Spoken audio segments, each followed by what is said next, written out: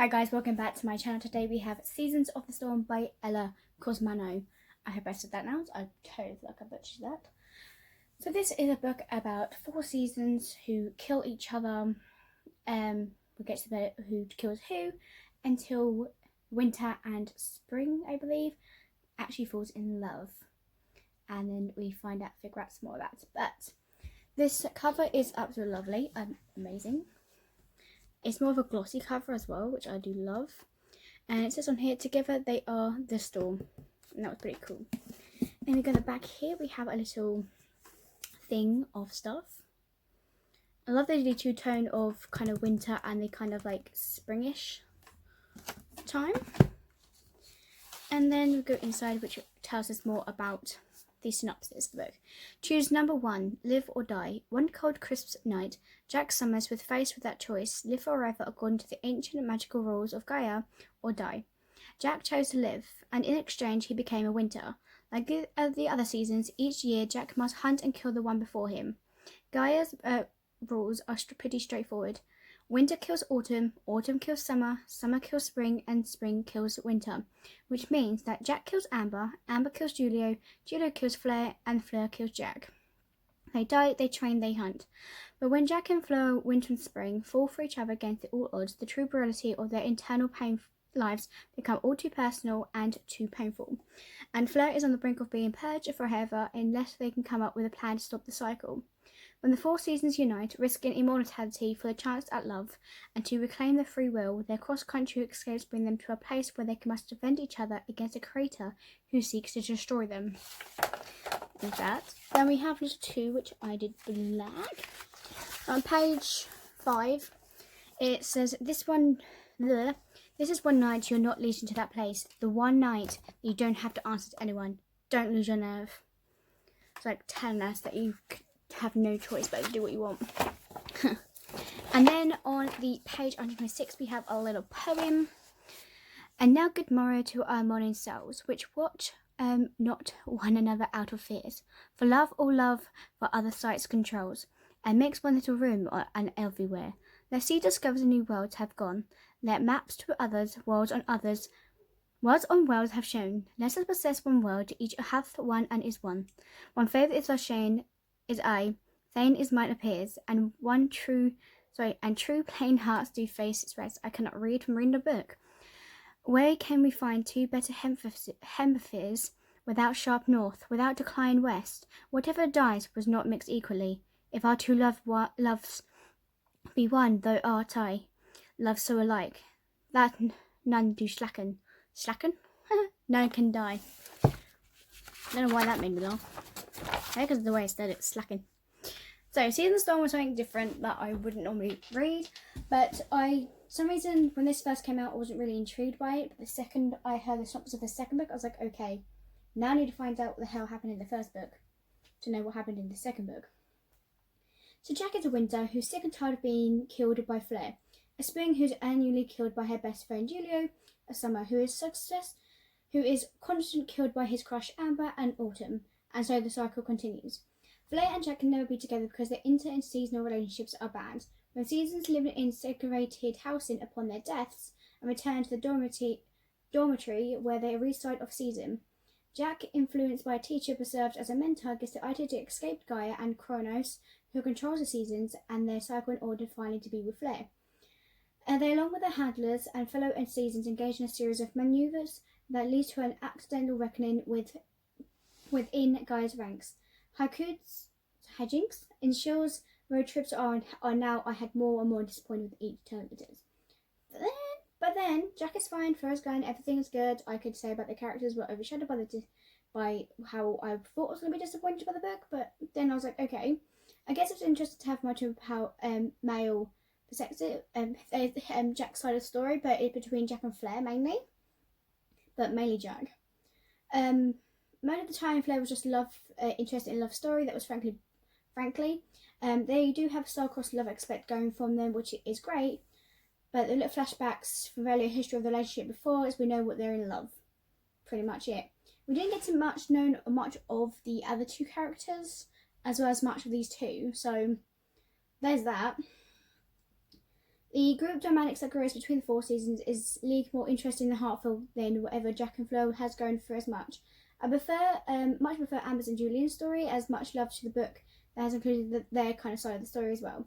They were shining lights of their spot for me. Even better, I would have enjoyed seeing all 4 of their side of the story for the time that they became seasons, not just before they decided to cut the cord with Kronos. This way we might feel the more of the impact of the whole characters in relationships, and they would be more of a less subsided backstory to them to explain. So I do like the idea of the handlers and choosing a different name, and the idea of transferring powers between seasons. We understand bits and pieces mostly for the backstories. But with this being into like a lack of information about the 4 seasons life before, including the sparse time we spent during the actual seasons, I was getting offside in it, and it didn't turn out to be the great book that I thought it was going to be. I had really high hopes for it, and I really was excited for it, and then the book just turned out to be, I had to put the book down for a couple of days and then pick it up, hopefully. But I just don't know why. It's just not something that it was getting to, but overall, not very good. But overall, just they're about to throw us at the longest. This synopsis sounds entertaining and contains some of the fantasy tropes. But looking at this book less critically, I do like the ending. I think sacrifice is important, and why I didn't think that sacrifice was major, it was something. And I also appreciate Leon and Gaia and their motives through the letter were thrown in the end in the way that felt rushed. If that was the intention, then it would work. If the expectations haven't been high for this novel and pursuits haven't been made, probably I might have enjoyed it a bit more. Unfortunately, with the concept being incredible, the execution of this book left me a bit cold and of the side story. So, like I said, I was really looking forward to seeing this book and how it's going to be.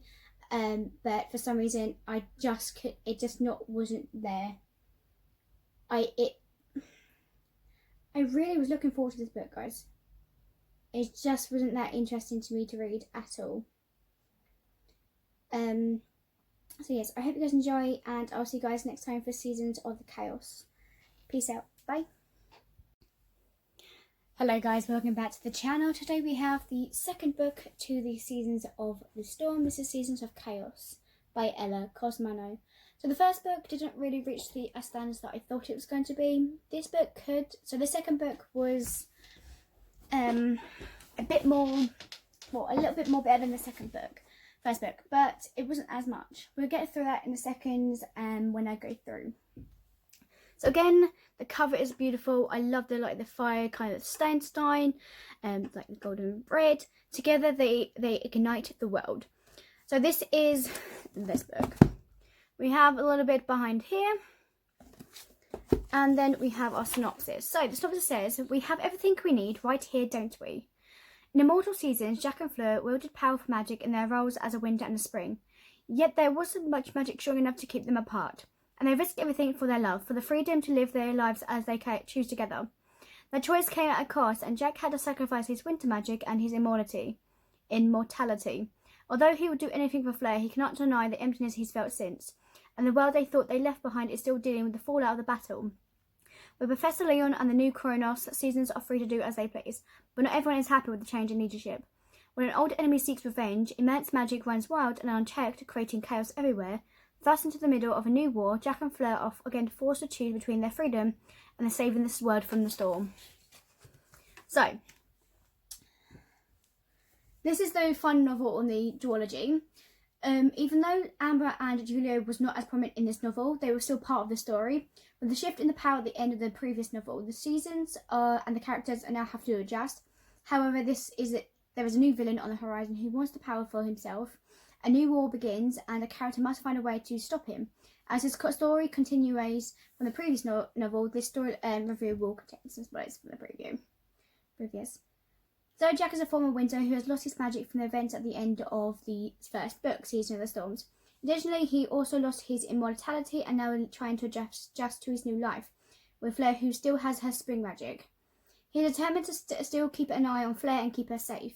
He is also still determined to do everything himself, and continue to think that he's the one who can save everything.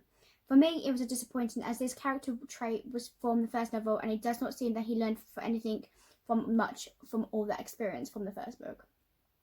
But this new villain takes Fleur, Jack and Jack must figure out how to band everyone together to rescue her, and